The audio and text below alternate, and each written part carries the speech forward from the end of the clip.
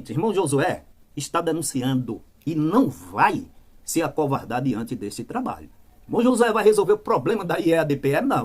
Não posso de maneira nenhuma, mas sabe o que é que vai acontecer? Deixa eu dizer para você. Está se formando uma multidão de gente, e ora, não é só em Pernambuco, tá? Em vários estados e até no exterior, com o foco voltado para a gestão aqui da IEADPE. Aí eu pergunto, é sinagoga de Satanás? É casa de terror, por acaso? E ontem eu dizia, conversando com o irmão, essa grande multidão de gente unida em torno de um ponto comum, que é protestar, não aceitar, denunciar contra esses desvios de conduta e finalidade. Vai se formar uma grande tempestade, eu dizia, uma grande tempestade. E você sabe quando se tem o advento de uma tempestade, voa telha, a energia elétrica falta, os postes caem, os carros são revirados, o vento levanta tudo. É o que vai acontecer na Igreja Evangélica Assembleia de Deus, se essa gestão insistir em continuar com todos esses desvios de conduta. Eu conversava com o irmão. E quando eu leio comentários no YouTube, um comentário que havia sido feito horas antes, muito antes de eu fazer esse comentário com o irmão, tinha um comentário dizendo até isso, uma tempestade está se formando, irmão Josué. Acredite, porque Deus vai formar uma grande tempestade contra essa gestão. Você lembra da tempestade arrasadora que encheu lá a terra de Elias, quando Elias viu uma nuvem do tamanho de uma mão? E ele, como um homem de Deus, mandou Acabe aparelhar o carro. Homem, sobe, porque há sinal de uma grande chuva, há uma nuvem do tamanho de uma mão. E eu quero dizer, Igreja de Pernambuco, gestão da IEADPE, todos nós estamos vendo o prenúncio, presta atenção, de uma grandíssima tempestade, de uma turbulência nessa igreja de Pernambuco, porque eu quero perguntar, é sinagoga de Satanás, é casa de terror ou é igreja? Por quê? Há uma mão mostrando, quem quiser ver pode ver, de que uma grande tempestade está por vir e vocês vão ter que aprender que casa de Deus não é casa de terror e nem é sinagoga de Satanás. Bom dia, boa tarde, boa noite e a paz do Senhor Jesus. Meu nome é Josué Augusto e eu estou falando aqui da cidade de Recife, estado de Pernambuco. E agora, como eu já sabia antes, irmãos, porque eu pedia relatórios do YouTube e esses vídeos, não de agora, mas de muito tempo, são vistos em todos os 5 continentes, tá? E como eu disponibilizei o número para contato comigo, de todo o estado de Pernambuco, dos estados do Nordeste do Brasil e da América, países da América do Sul, dos Estados Unidos e da Europa. Pessoas que estão fora do Brasil e que acompanham essas denúncias, perplexos, ficam em saber que a igreja aqui não faz absolutamente nada. Olhem, deixa eu dizer uma coisa. As pessoas mais próximas aqui me ligam, me relatam e têm o maior cuidado, o maior medo para que eu não diga os seus nomes. Pode ficar absolutamente tranquilo que eu jamais vou colocar você ou quem quer que seja numa situação vexatória, constrangedora aí na sua congregação, no seu setor. Citarei o nome caso você autorize.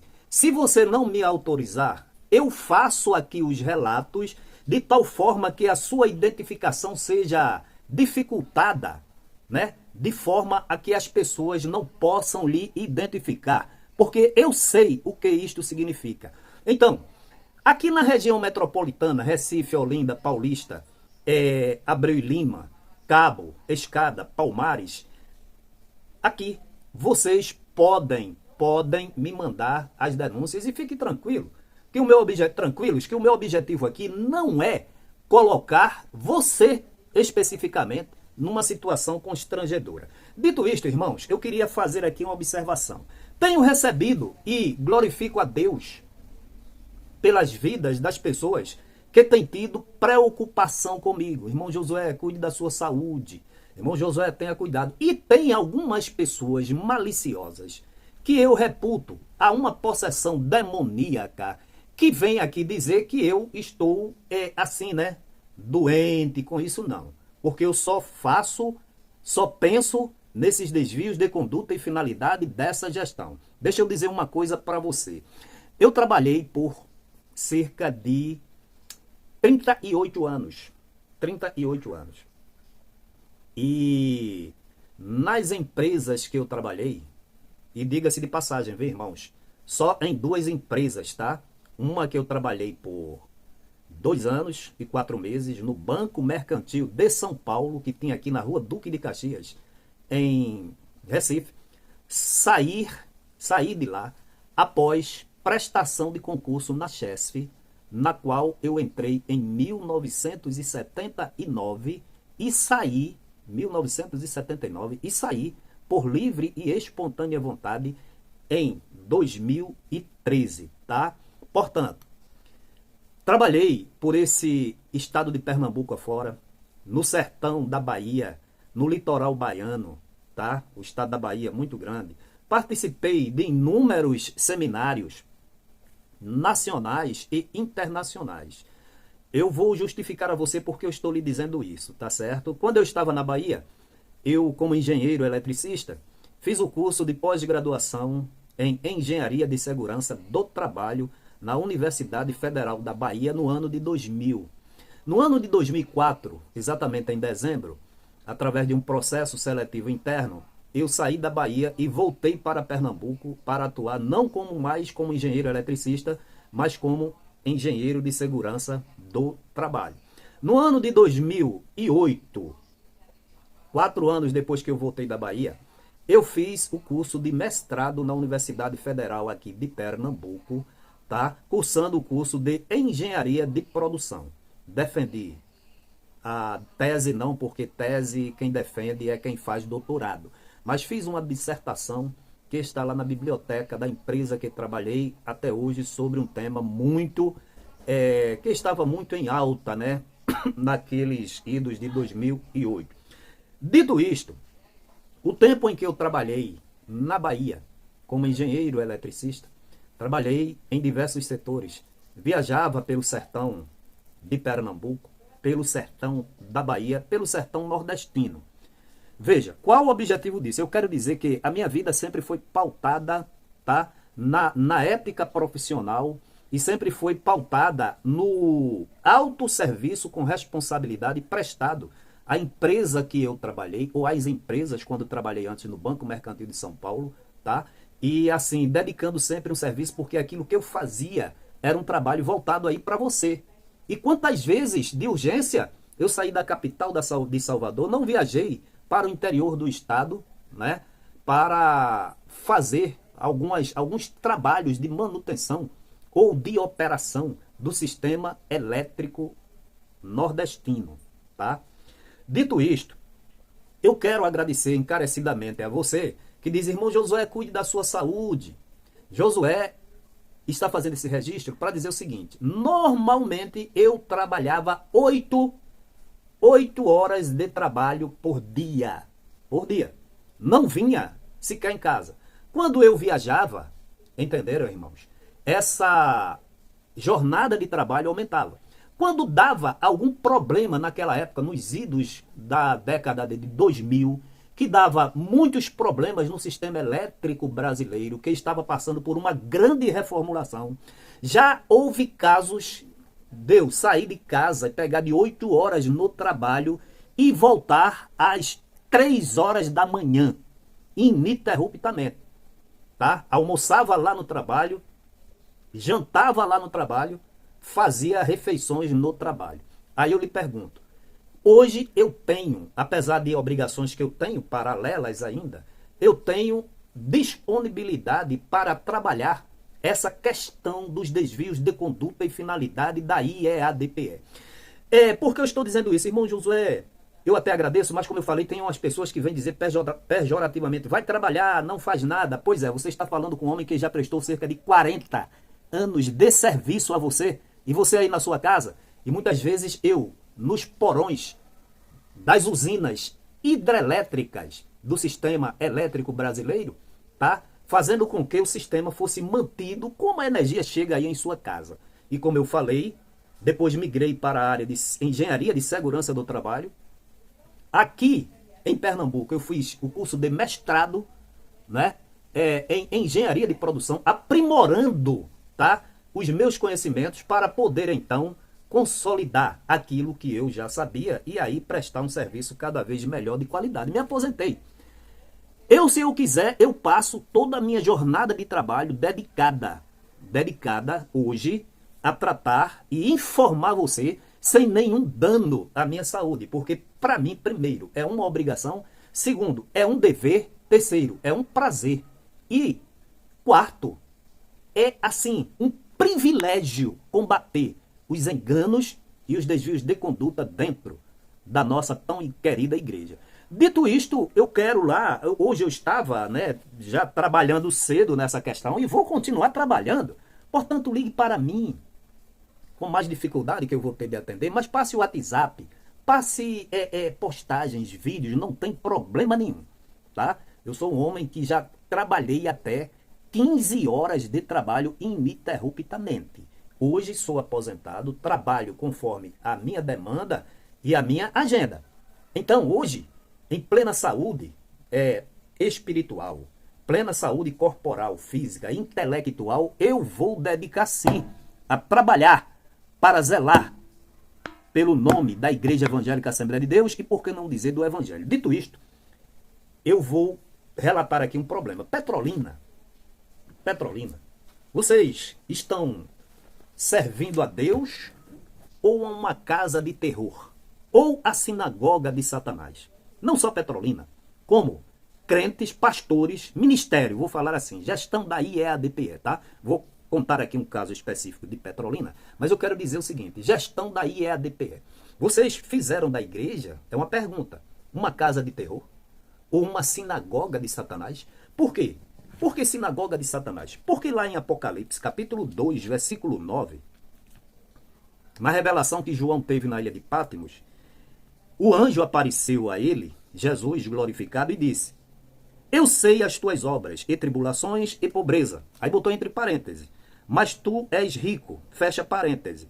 E a blasfêmia dos que se dizem judeus e não são. A igreja de Esmirna estava passando por uma grande dificuldade, apesar daquele servo de Deus ser rico, ser pobre materialmente e espiritualmente, mas a Bíblia diz aqui, chamou de sinagoga de Satanás aqueles que se diziam judeus e não eram, porque perseguiam, causavam oposição, perseguiam os cristãos.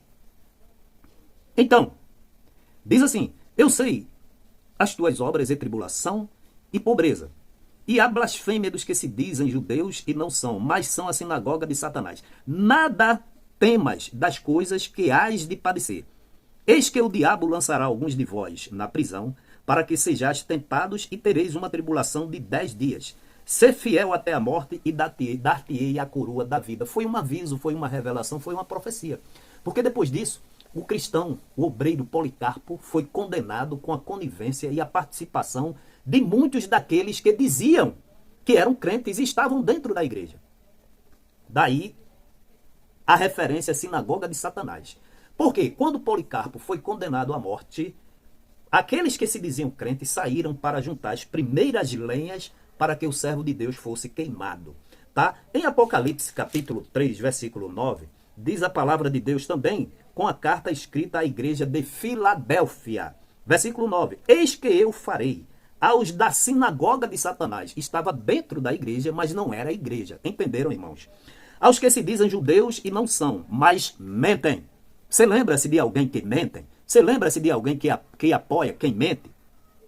Eis que eu farei que venham e adorem prostrado a teus pés, e saibam que eu te amo. Estava sofrendo o anjo da igreja, né, o pastor da igreja, que não é, esse aqui não é anjo, daí é a DPE. É um servo de Satanás pelas suas obras e pelo que ele pratica. Mas aqui esses homens foram chamados de anjos porque eles sofriam por amor à igreja e continuavam a obra de Deus, diferentemente do daqui, que quando você chama de anjo da igreja, você está blasfemando contra Deus e descaracterizando a tão nobre função de pastor. Então, irmãos, hoje não é diferente. Todos aqueles que procuram denunciar o pecado vai sempre existir uma oposição dentro da igreja, que na época de João, que foi arrebatado, esse grupo foi chamado dentro da igreja de sinagoga de Satanás. Daí a minha pergunta, gestão da IEADPE. Vocês têm feito, por acaso, da IEADPE uma sinagoga de Satanás ou uma casa de terror? Porque os relatos são graves. Se eu ficar aqui, podem mandar para mim. Eu vou ficar à disposição para trabalhar essa questão, irmãos. Viu? De todo o estado de Pernambuco, da capital, de outros estados, por onde tem irmãos feridos que passaram por problemas. E digo, pode confiar em Josué, que Josué não vai colocar você em situação difícil. Pois é, de Petrolina vem um relato ontem. É a razão desse vídeo que eu fiz toda essa contextualização. Culto de doutrina. As pessoas vão e chegam lá para ouvir pedido de dízimo, dizendo que dízimo é obrigação de todos dar. Você não pode deixar de pagar o dízimo. Você lembra-se de José Carlos de Lima dizendo que quem não dá o dízimo não vale uma prata furada? É amigo do gestor presidente aqui que dissemina esses ensinamentos por todo o estado de Pernambuco, por onde quer que ele mande os seus tentáculos. E lá, ele disse, o gestor, na doutrina, para dizer, você tem que não dar ouvido a quem está pregando o contrário. E agora eu vou passar a falar a voz das ovelhas. Irmão Josué não me identifica. Fica tranquila. Então veja, várias pessoas tiveram que sair do culto de doutrina em Petrolina porque foram para ouvir a palavra de Deus e terminaram por ouvir pedidos e obrigações de dar dízimo. E pior, o evangelista que dirigiu o culto da doutrina disse, você não tem que pedir aqui informações sobre o que se faz ou o que não se faz com os dízimos. A sua obrigação é entregar. Deixa aqui que a gente faz conforme a gente quer. Quando ele diz isso, ele não é doido, ele sabe que não é ele, é a gestão daqui da IEADPE. Uma outra coisa que essa pessoa me falou, disse que muita gente foi para ouvir a palavra e ouviu esse negócio, tá? E eles dizem de uma forma deselegante e saíram e foram para a praça porque não aguentaram. De lá também, de Petrolina, vem um relato de que os círculos de oração, ninguém sente mais a presença de Deus, ninguém se preocupa mais em orar, né, para que Deus resolva os grandes problemas como eram os círculos de oração antigamente. Pelo contrário, é uma preocupação exacerbada para que as pessoas apresentem trabalho de cooperação com víveres, com ofertas, tá? Vendas de fardamento, de camisas, pedidos de feijão, de açúcar, dinheiro, arroz, R$15 por pessoas. Isso é um absurdo. Então veja, só em uma ligação. Uma outra coisa é que a pessoa me disse, olha, irmão Josué, aqui a gente assiste todos os seus vídeos, não perde uma publicação. E aquele vídeo do gestor presidente mentindo, que foi repetido aí indefinidamente na internet, dizendo que não existia o projeto de cidadania. Irmão Josué, nós aqui éramos obrigados a trabalhar nesse projeto, a distribuir folheto, a pedir voto, além de sermos obrigados a votar. E quantos irmãos aqui não foram penalizados por questionar? Teve uma jovem na igreja que pegou esse vídeo do pastor presidente mentindo, dizendo que não conhecia o projeto de cidadania, e disse assim, olha, e crente, pastor pode mentir? E isso chegou na boca do coordenador e todos se reuniram contra essa menina, puniram essa menina, e essa menina hoje está desviada, porque falou e questionou uma verdade que era sabido de todos. E, por fim, uma informação. Irmão Josué, eu não aguentava mais, chamando a Judite de pai e o Ailton José Alves, a Judite de mãe e o Ailton José Alves de pai. E eu tinha trabalhado numa casa de macumba, uma pessoa que trabalhava com macumba, e eu disse, olha, quem chama as pessoas de pai e de mãe são as macumbeiras. Eu vi isso no centro de macumba. Entenderam, irmãos? Então, é isso. Esses relatos vieram de Petrolina, onde o Elci Ribeiro chamou o povo de desigrejado e que estava aconselhando as pessoas a não entregar os dízimos enquanto essa gestão estiver à frente da igreja. Entenderam, irmãos? Então, as pessoas disseram, olha, irmão Josué, nós aqui não entregamos mais os dízimos.